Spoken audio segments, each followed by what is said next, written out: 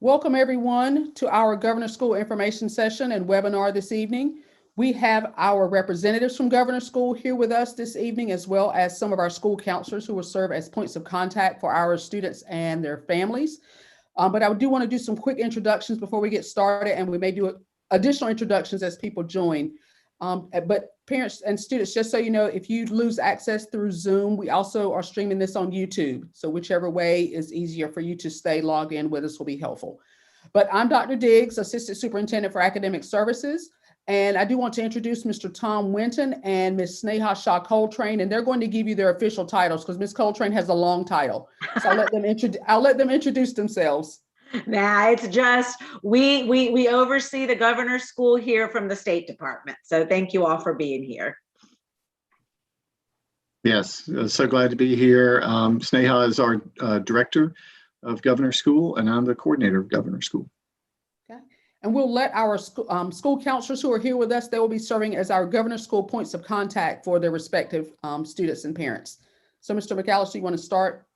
Sure, I'm Mr. McAllister. I'm at New Bern High School, and real quickly, we're going to have our school meetings next Thursday from 3 to 4 on Zoom and 6 to 7 on Zoom.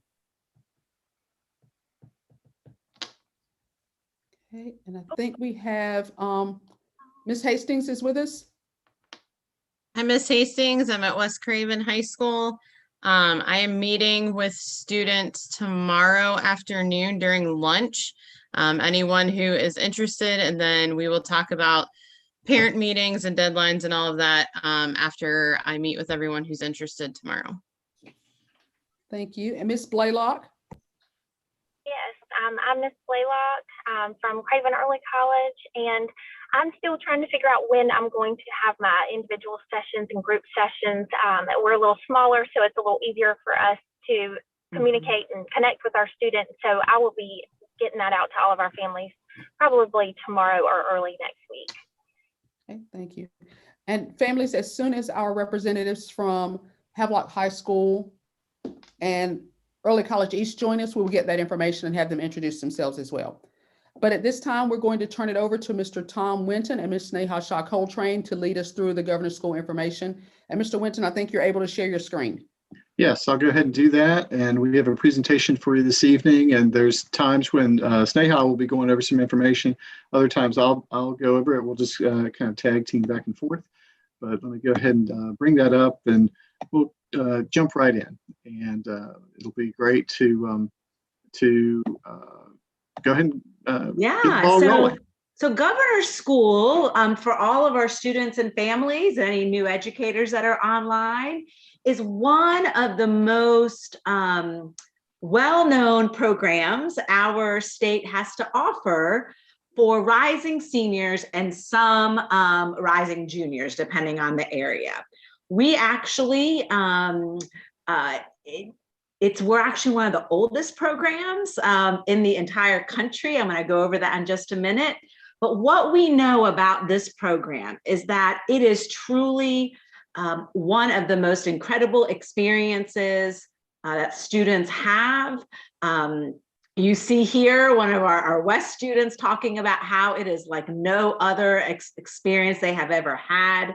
My husband went back in the 90s. Many of you may know people, a neighbor or your own family or another teacher or just another friend who has gone to Governor's Schools. This being our 60th year is coming up, that it is truly has spanned generations here in North Carolina. Actually, one of our West students this past summer talked about how his grandmother had come, and she was just absolutely thrilled that he was able to be here. So what is Governor's School? So Governor's School is a multi-week summer residential program. It will be a 4-week summer commitment this year. There's a little bit of a change from last year, but We are just trying to make everything work within our budget.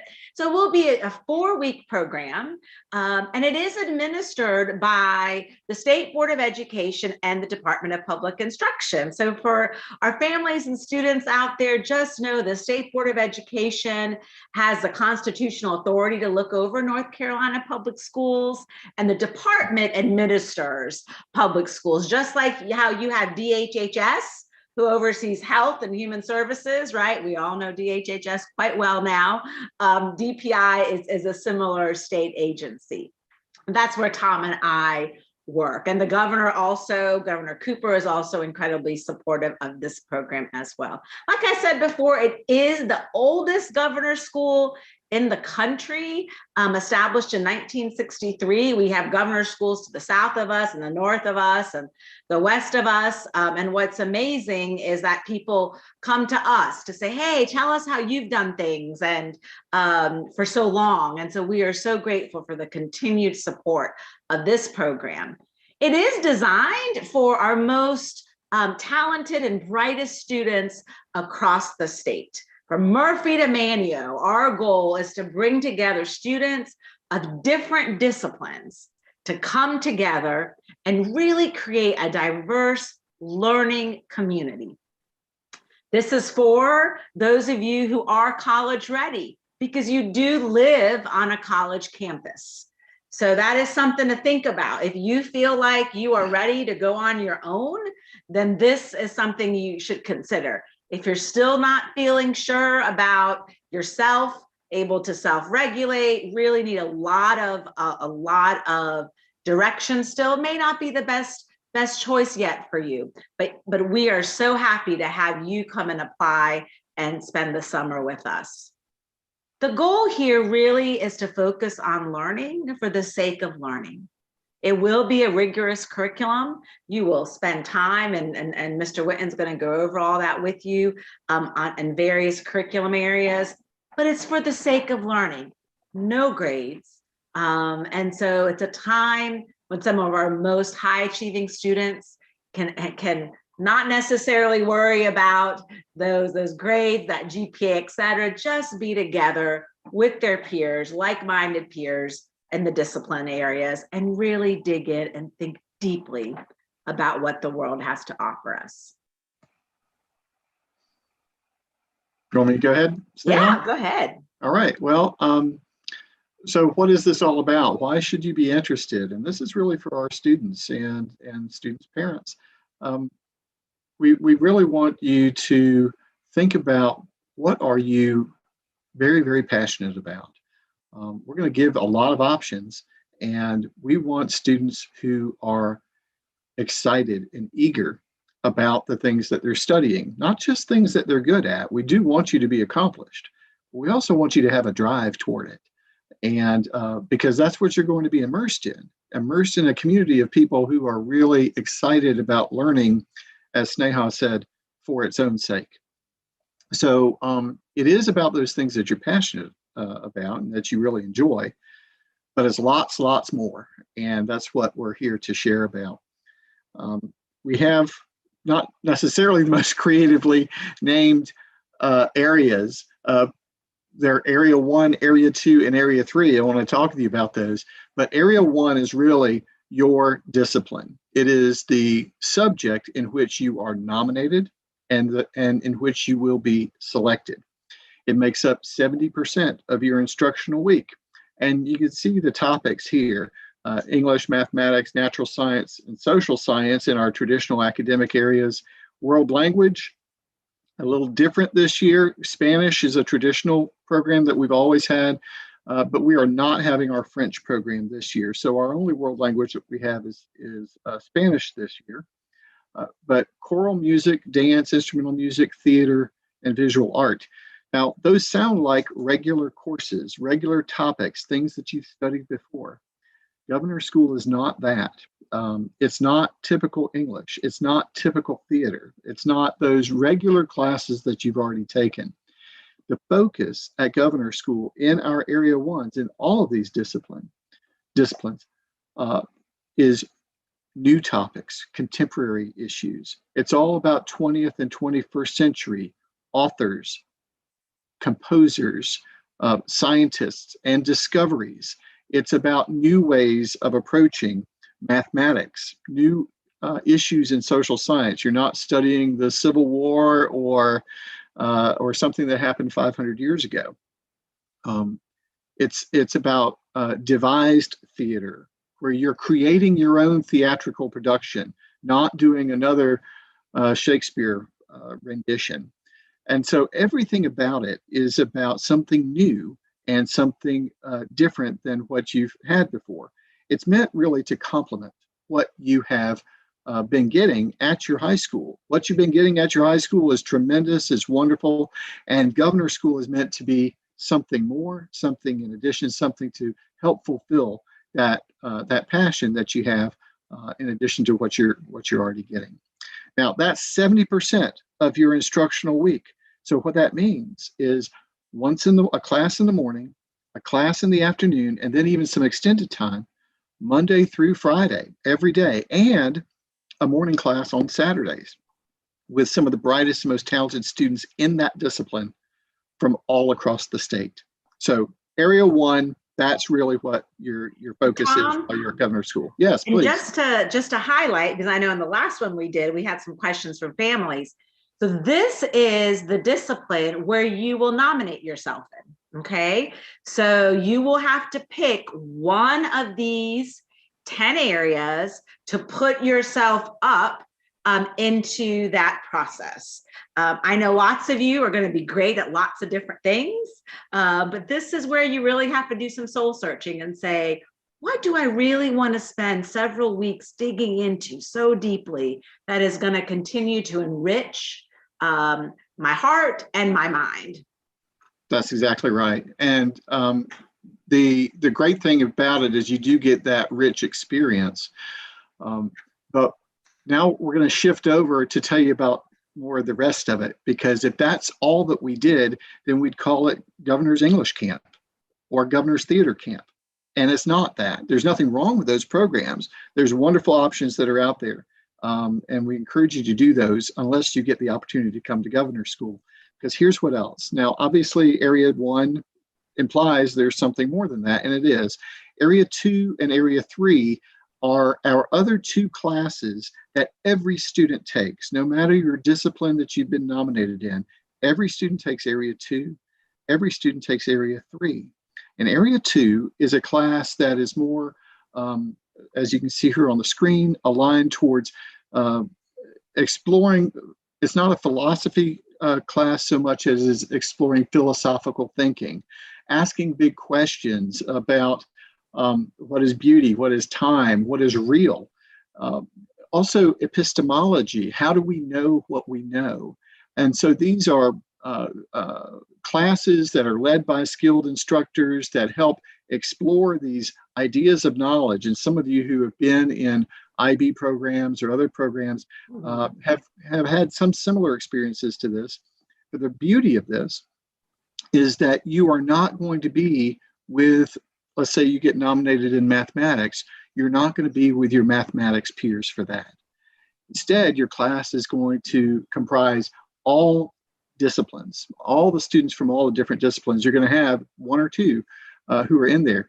So what that does is it gives you a really rich perspective. You're not going to get just the math lens on things. You're going to get a dancer's perspective and a English lit and a musician's perspective. And that helps with rich ideas, rich thoughts and perspectives on what these concepts mean. Similarly, we have Area 3. Area 3 is sometimes the most hard to understand, but also the most cherished experience that students have, because it takes all of these theoretical concepts and brings it down to the personal. And it asks students to listen and to share with each other about their personal views, ethics, values, how they view themselves and society, as is listed here on the screen, but all with a sense of sharing and listening, not convincing or converting. It's really, and we start exploring common societal concepts, issues that are bubbling up, and how do you view on that? How do you look at that? And so Area 3 is a wonderfully rich class opportunity that complements what you get in Area 2. Each of these, you'll get 3 classes per week. So each is about 15% of your instructional week, along with your 70% of the week on Area 1. Those 3 classes make up your instructional week, usually from 9 a.m. till 3 or 4 in the afternoon every day, and then a half day on Saturday. And I love to share an experience this summer of one of our students. So, the beauty of this program is that it is students from all across the country. The state, all across the state. And one of our students was from the eastern part of the state this summer. And he approached me. I got to know a lot of the students this year, especially because of our COVID mitigations and ongoing testing.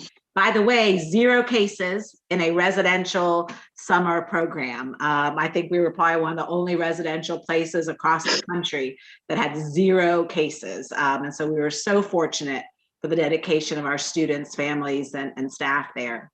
But in that program, I got to know this one gentleman, and he was saying that what he loved about Area 3 was that for the first time in his life, he really got to know people of different faiths.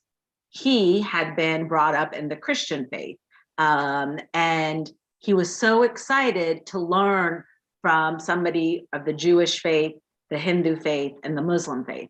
And he was just saying how that fulfilled him in a way that he just had no idea, because those religions were not necessarily part of his home community. And so it was just really exciting for a student to kind of come up to me proactively to talk about that. And it just showed me the power of listening and being around different perspectives. It was quite beautiful. Yeah, and it's really about this theme. One of our former directors called it the great conversation. And it is that so much. It's not the great conversion. It's not the great convincing. It's the great conversation. And those are completely different things. And so when you engage in that conversation, it's not a threat to who you are. It is just an opportunity to listen and to share. And so that's one of the great things that we have, is that community that is developed. Now, that's not all. You've seen that commercial. Is that all? Wait, there's more.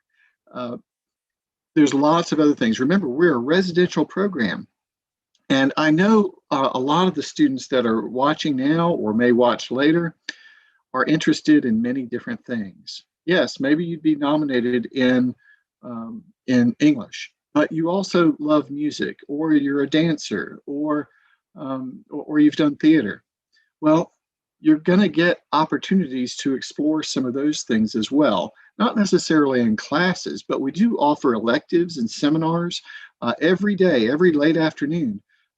Things that you've been interested in, that you want to pursue, new topics that you've maybe never considered. Whimsical topics, serious topics. We've done everything from the history of marriage to the history of barbecue, and salsa dancing and intro to astronomy. And our faculty and our staff, who are very eclectic and wide ranging in their own interests, they present these things. So it's not unusual for the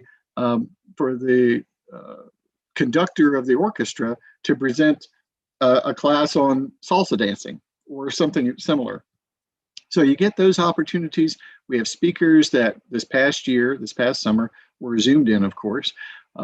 Speakers, we have convocations, all kinds of activities and recreation. And students, every student has that opportunity to present. And there's as much excitement for the math research presentations across the campus as there is for the orchestra concert or for the choral music concert. Everyone is just bubbling with excitement to wonder and find out what everyone else is learning. There's also informal time, hanging out with friends on the quad, learning to play the ukulele, a little bit of everything. You can take a nap if you like. But it's a very, very rich experience, and I don't believe we've ever had a student say, "I'm bored." So we like to believe it's a wonderful 24/7 experience. We do let you sleep and promote that, but it is a wonderful experience. Now, many of you may have heard that there are two campuses, and indeed there are. We have Governor School West and Governor School East. Governor School East, for the last 20 years or so, has been at Meredith College, and we look forward to continuing that relationship with them. They are tremendous and wonderful. Meredith College in Raleigh.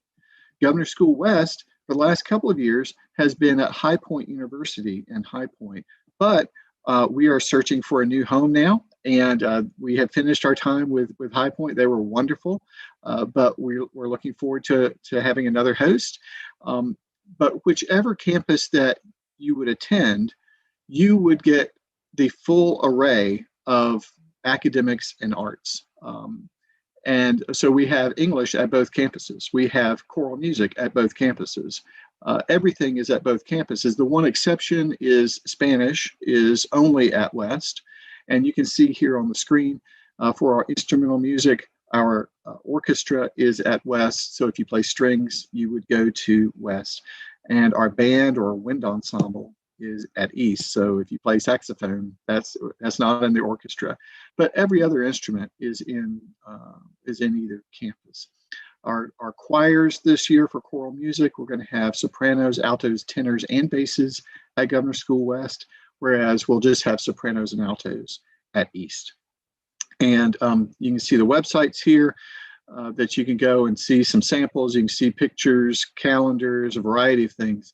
So I encourage you to do that. But just know that you might be assigned to either campus. Just because you live in the eastern part of the state does not mean you would automatically be assigned to Governor School East. We really value having the entire state represented at each campus, as Sneha was mentioning, Murphy to Manio, and we need that for that learning community that's being developed. We need that rich perspective. So you might very well go to Governor School West if you get selected, depending upon the discipline. So Sneha is going to take on some other topics. Yeah, so what's my next steps? What's this process? How do I get to come to this incredible experience? So the nominations to the state level will be due December 13th. And so before that, though, you and all of your friends locally, all of your counselors, Dr. Diggs, are all going to work through a local nomination process. And that's what your next step is to go to whatever counselor session that's happening at your school site to learn what is the process locally that I need to go to. Because once the nominees are gathered locally, they then go through a process to pick representatives to come to the state.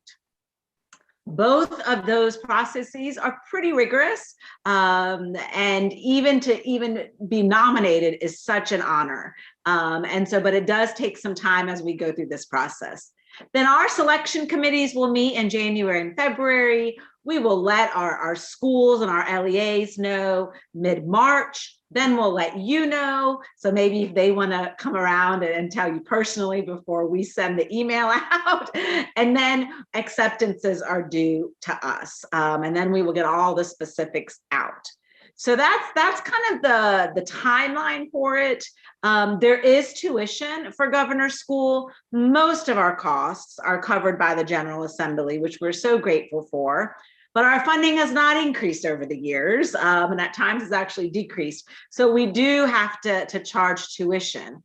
Tuition is typically charged to the school district at $500 a student. And Dr. Diggs will talk to you a little bit more about that. The good news is that if there is a need, we do have a very generous foundation that's run by alumni in the community all across the country. And they really work with you and our students to ensure that need does not keep a student from coming to Governor School. Okay, there will be a nomination packet coming out. I don't know if that's on the next slide or not. Yeah. Not quite.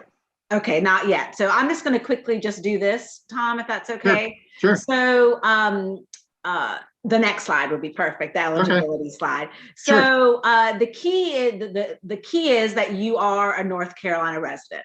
So for those of you that are attending your high school, you're good to go because you are a resident. However, you cannot be an exchange student or a visiting student, okay? So those of you that are enrolled in the North Carolina school system, which all of you are, you're good to go. For some of the disciplines, we do open it up to rising 11th graders. And then, of course, the rest of them are for you to come at the end of your junior year, rising seniors. And all of that is very clear in the nomination packet, which will be coming out next week for you and your counselors and Dr. Diggs to kind of look through. Great. Yes. And so Sneha mentioned these things. Years ago, we had been requiring some other items like achievement test scores. And so some counselors may think about that. We do not require that now. That has been suspended. And so we don't have any test score requirements or anything like that to be eligible. No one has to be identified as academically gifted. That's not a requirement for us for eligibility for governor's school. Now, there may be local requirements on how their Craven County schools and other schools are going about determining students that they're going to nominate. But at the state level, these two things, the residency and the enrollment, are the only things that we require. Now, for the nominations, as Sneha was mentioning, the nomination itself is a robust submission of information. And so we consider a nomination to be four things. One is the student application. And students, that's what you are going to complete. That is going to be on the governor's school website next week for you to download and complete. And you can see on this slide what makes up the student application. There are two essays, and one is an essay that every student, regardless of their discipline, completes. And then the second essay is more discipline specific. So there'd be a different prompt, whether you're being nominated in English, mathematics, the arts, whatever. Then we ask about your personal readiness. Tell us about yourself as a student, as a person, what activities, what awards and honors you've received, and what your perspectives are on all of that and how you're ready for governor's school. Students, you are going to download and complete that electronically, and you're going to save it electronically and send it to your counselor or contact person electronically. That is going to be complemented by your high school transcript, usually through PowerSchool, and the school will provide that. And then there are two recommendations. And the recommendations are on an official form, which again will be available on the governor's school website next week. One recommendation must be from one of your high school teachers. And it could be a high school teacher this year. It could be one from last year or the year before. And we prefer it to be in your nomination discipline. So if you're being nominated in science, we want it to be a biology teacher or a chemistry teacher, APES teacher, or one of those folks. If you can't, for instance, maybe you're a dance student, you don't have a dance program at your high school, but you're still being nominated in dance. Make that from another high school teacher. We really want the high school teacher perspective on your achievement, your abilities as a student. The second recommendation can be from another teacher, or it can be from a counselor. It could be from someone outside of the school. It could be from a coach or someone who's a leader in your community.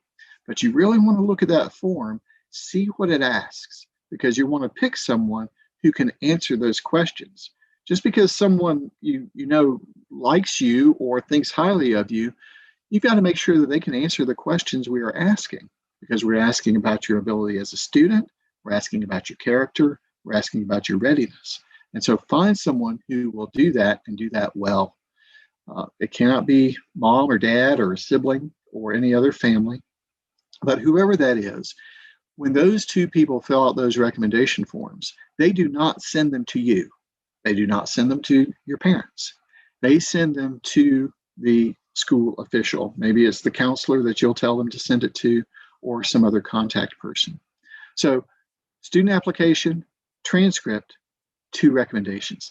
That is a very rich and robust nomination that we receive. And it's all done electronically because Dr. Diggs and the other contacts from across the state will be uploading these to secure Google folders where we will make sure that we process and receive those well.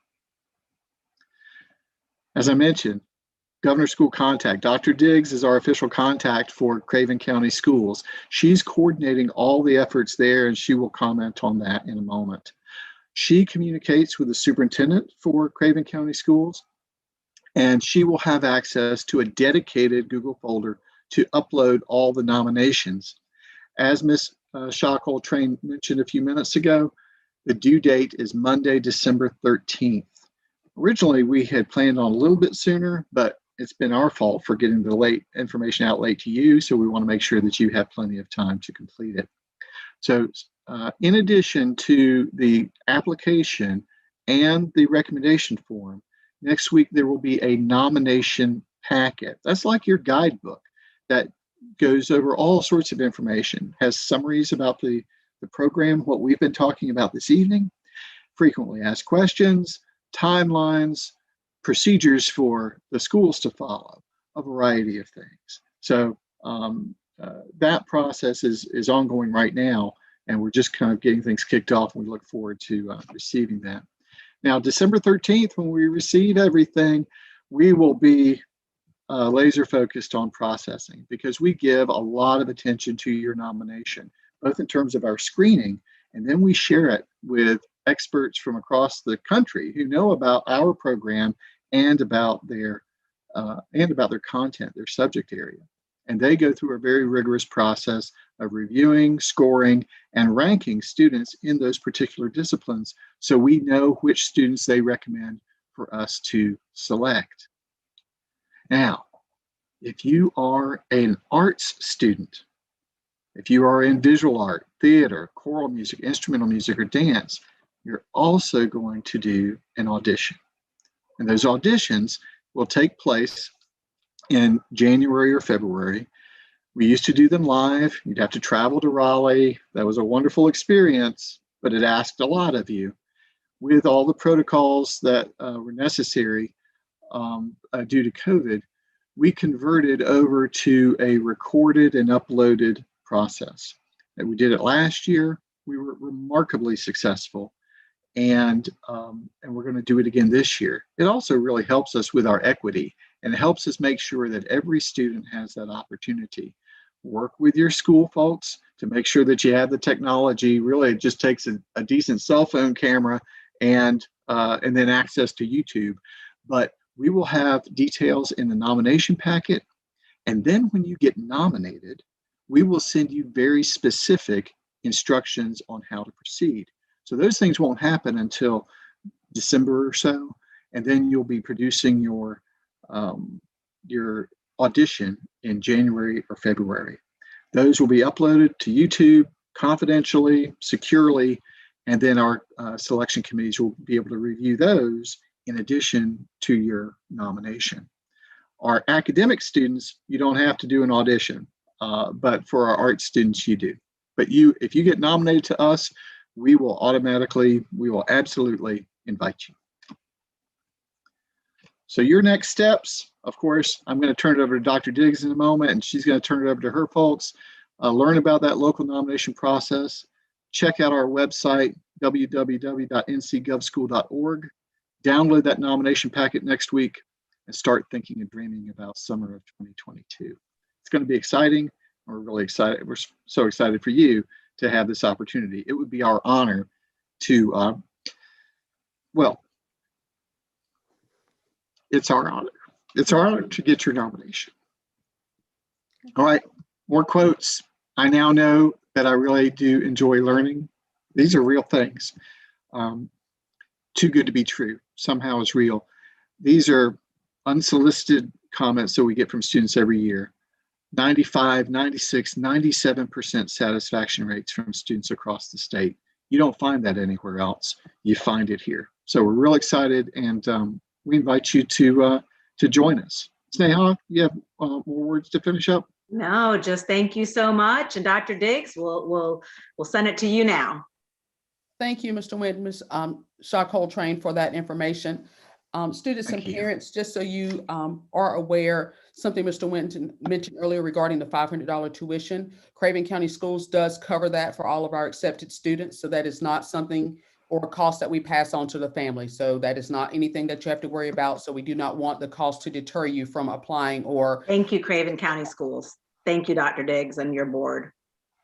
Also, as far as deadlines, that's the information that your individual school counselors will be sharing with you in their respective sessions. So you'll be getting more information, but just to reiterate, Mr. McAllister shared earlier that New Bern High School will have a session on, I think it's October 7th, Mr. McAllister, is that the correct date?